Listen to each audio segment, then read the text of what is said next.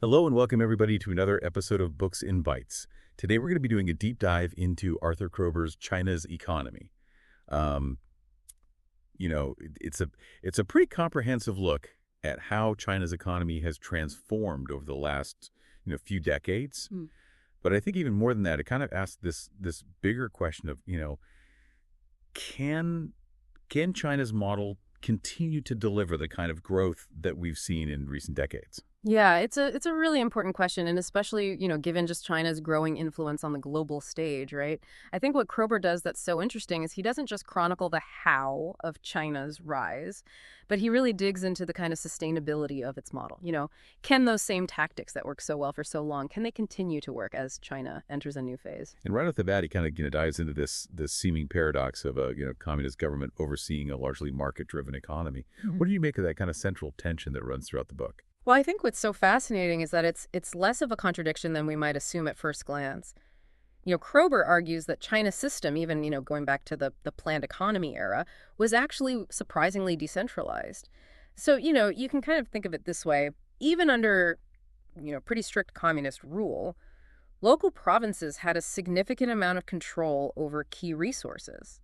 Things like cement, coal, steel. So almost like these mini economies within the larger system, each kind of, experimenting with different approaches. Precisely. Yeah, and that allowed for a remarkable degree of adaptation and experimentation, in economic policies. It wasn't just top-down directives from Beijing. There was this real dynamism at the local level that I think really fueled, China's early growth. And this theme of decentralization, I think, even within this tightly controlled political system that seems to kind of run throughout the book, right? Mm. It really challenges our assumptions about how China operates. Absolutely. And I think Kroeber really highlights how this approach, which really prioritized resource mobilization over efficiency in those early stages, that really set the stage for for this rapid growth. It was really a period of just like getting things done, even if it wasn't always, pretty or efficient. And when we think about China's economic trajectory, it's natural to kind of compare it to, what we call the East Asian miracle economies, right? Yeah. Places like Japan, South Korea, Taiwan. But Kroeber argues that there's a pretty crucial difference. Yeah. And I think the key divergence he points to is China's strategic use of foreign direct investment, or FDI as it's often called. And they used it not just for capital, but really to access intangible technologies, know-how management techniques. And this was really crucial because unlike their neighbors who, were often U.S. allies, China couldn't rely on the same level of, technology transfer or support. And even today, almost half of Chinese exports are produced by foreign firms, which is, a stark contrast to other East Asian economies. I mean, that really drives home how they've woven foreign investment into the fabric of their growth. Yeah, it's a really clever strategy, leveraging global resources to fuel domestic innovation. And this brings us to, another key theme in the book, which is the dramatic transformation of rural China. The shift from collectivized farms to the household responsibility system in the early 1980s is often cited as, this real pivotal moment. Oh, it was a game changer, by giving farmers greater autonomy and linking their output to their income. China unleashed this surge in agricultural productivity. And, I'm reminded of that famous quote from Deng Xiaoping: "It doesn't matter if a cat is black or white as long as it catches mice." That really sums up the pragmatism of this era. It was about results, not ideology. Yeah. But this brings up, kind of the complex issue of land ownership in China. Right, because farmers gained long-term use rights, but not outright ownership. Mm. And this, this creates ongoing challenges in terms of land consolidation, investment, even migration patterns. And there's always this kind of looming question, right? Yeah. Can China feed its massive and growing population? Yeah, it's a question a lot of people have. And Kroeber argues that, while there are definitely challenges, China has achieved a pretty remarkable level of food self-sufficiency, especially for staple grains.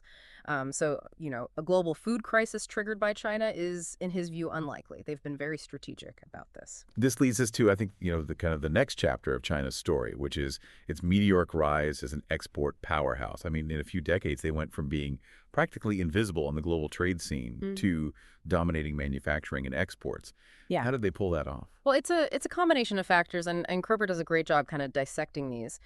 Key policy choices like the creation of special economic zones and their entry into the World Trade Organization, played a major role. It's like they created these islands of capitalism within a communist system, attracting foreign investment, Right. experimenting with new models of production. Exactly, and we can't underestimate the role of foreign direct investment in accelerating reforms and introducing competition into the Chinese economy.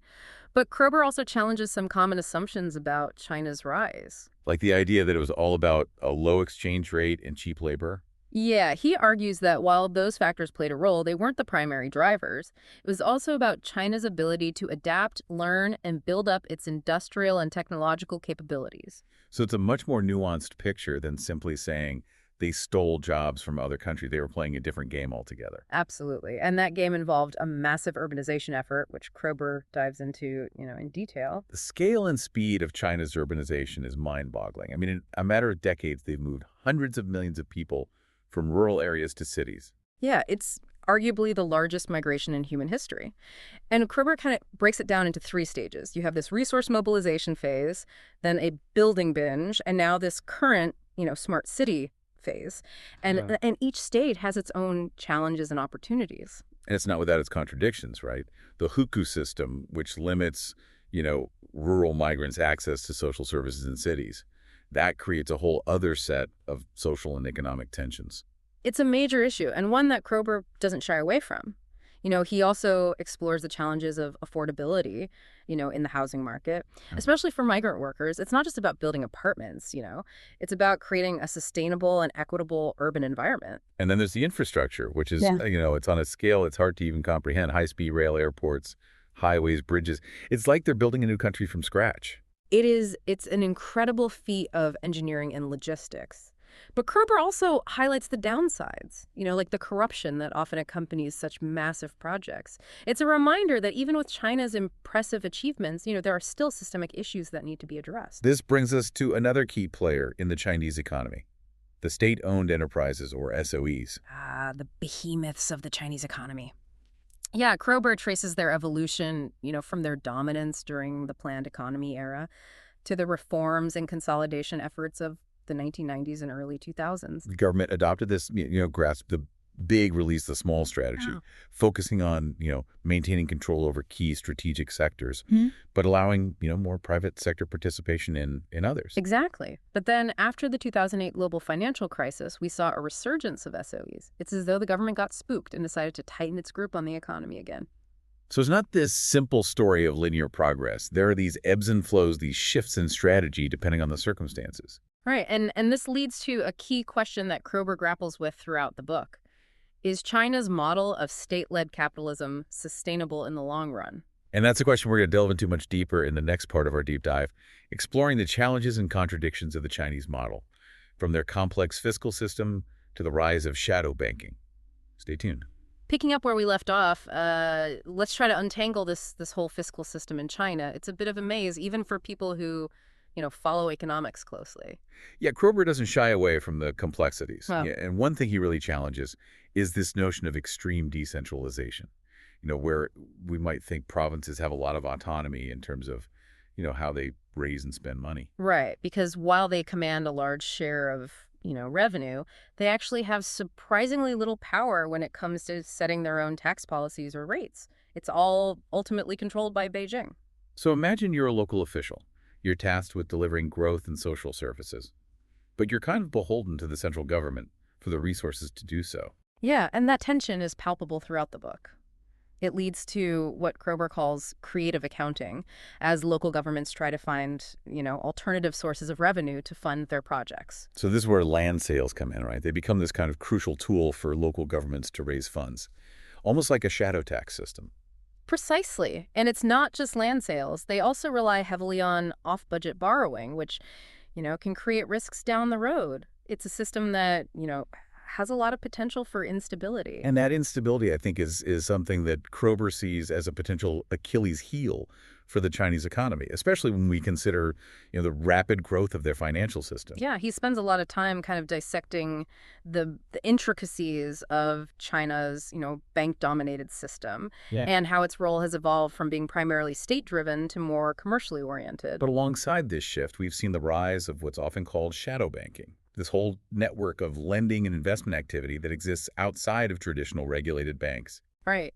And it's a fascinating development, but also a concerning one. It emerged to meet this demand for alternative financing and higher returns for depositors, but it also introduces, a whole new layer of risk and complexity to the system. Kroeber makes this really compelling analogy, I thought, where he compares China's debt situation to walking a tightrope. They need to keep the economy growing at a fast enough pace to service that debt, but not so fast that it creates, even more debt and bubbles. It's a very precarious balancing act, and it's not just an economic issue. It has profound social and political implications as well. Right, because when we talk about the potential for economic instability, we also have to consider the social consequences. Yeah. China has made remarkable progress in lifting millions out of poverty, but inequality remains a significant challenge. Absolutely. And Kroeber argues that, addressing inequality is not just a matter of social justice. It's crucial for China's long-term economic and political stability. Yeah. He points to the hukou system as,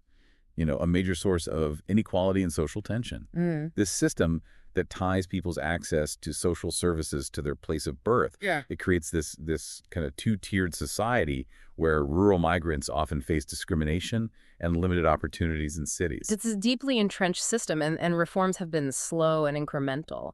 Kroeber acknowledges the government's efforts to address this, but it's a complex and politically sensitive issue. You're essentially trying to dismantle a system that's been in place for decades, a system that benefits some at the expense of others. It's like trying to untangle a giant, deeply knotted rope. You can't just yank on one end without causing more problems. Right, and alongside inequality, Kroeber also tackles the issue of corruption. He argues that it's, a significant drag on China's economy and a threat to its long-term legitimacy. And he doesn't just talk about, petty bribery, he goes all the way to the top, discussing the challenges of holding powerful officials accountable. It's a bold move to address corruption so directly, especially in a book about China's economy. But it shows how intertwined these issues are. You can't have sustainable economic growth without good governance, transparency, the rule of law. It's all connected, and Kroeber doesn't shy away from, the darker side of China's rise. He dedicates a significant portion of the book to the environmental challenges they face. The air and water pollution, the deforestation, the depletion of natural resources. Yeah. It's a stark reminder that rapid industrialization comes at a cost. Yeah, he doesn't sugarcoat the severity of these problems, but he also highlights some positive developments. China's investing heavily in renewable energy, and there's signs that they're starting to take environmental protection more seriously. He uses this phrase, ecological civilization, which I thought was interesting. It suggests a shift in thinking, a recognition that economic growth can't come at the expense of the environment. It's an aspirational goal, but it remains to be seen how effectively they can translate that into, concrete policies and actions. They're essentially trying to turn a giant oil tanker around. And that takes time, effort, and a lot of political will. And it also requires a shift in mindset, not just for the government, but for the entire population. This brings us to another aspect of Kroeber's analysis that I found, particularly thought-provoking: China's growing global ambitions. Ah, yes, the dragon is no longer content to stay within its borders.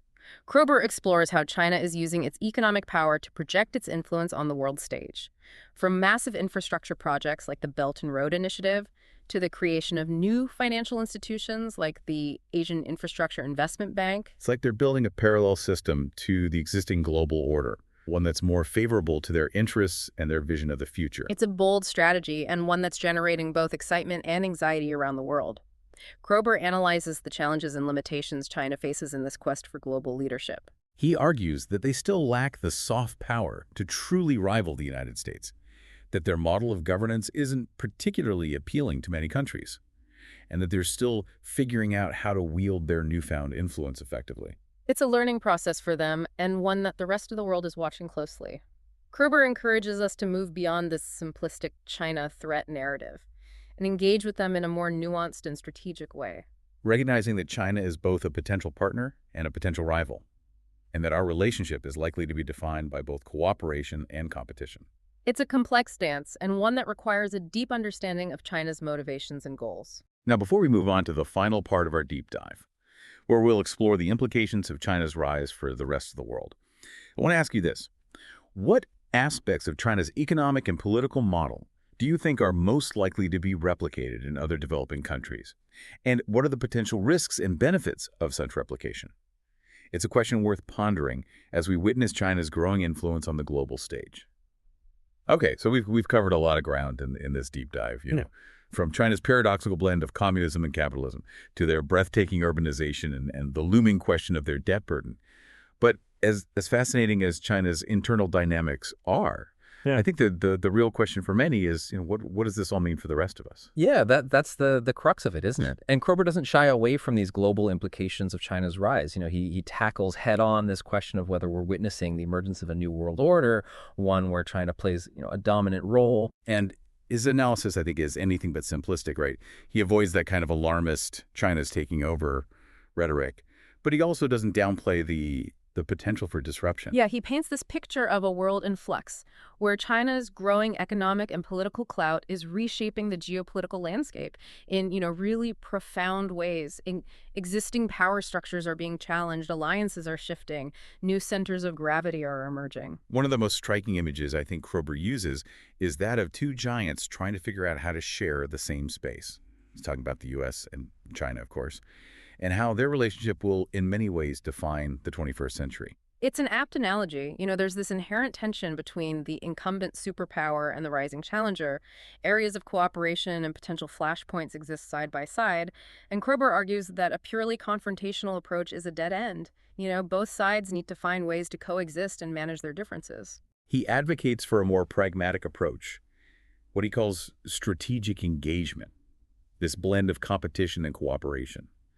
Safeguarding one's own interests while also recognizing the need for collaboration on global challenges like climate change, pandemics. It's a delicate dance. It requires a deep understanding of China's motivations and goals, their red lines, and the areas where their interests align with or diverge from ours. And that's where I think Kroeber's book is so valuable, right? It provides us with the tools to understand China's complexities, to move beyond those simplistic narratives, and to engage with them in a more thoughtful and strategic way. He encourages us to see China as a fellow traveler on this journey we call globalization, even though we may not always agree on the destination or the route. You know what I appreciate most about Kroeber's analysis is that he doesn't offer any easy answers. He doesn't pretend to have a crystal ball. But he equips us with the knowledge and the frameworks to ask the right questions. He reminds us that the future is not predetermined. The choices we make today will shape the world for generations to come. And understanding China is not just a matter of academic curiosity. It's a matter of strategic necessity. Well said. China's economy is a must-read for anyone who wants to make sense of the 21st century. It's not just a book about economics. It's a book about history, politics, society, and the future of our interconnected world. I couldn't agree more. It's a book that will stay with you long after you finish reading it, prompting you to rethink your assumptions and to engage with the world in a more informed and nuanced way. And on that note, we'll leave you with this final thought. If China succeeds in achieving its ambitious goals, what kind of world will we be living in? And what role will we play in shaping that world? It's a question worth pondering indeed. Thanks for joining us on this deep dive into China's economy. We'll be back soon with another fascinating book to unpack. Until then, keep learning, keep exploring, and keep those brain cells firing.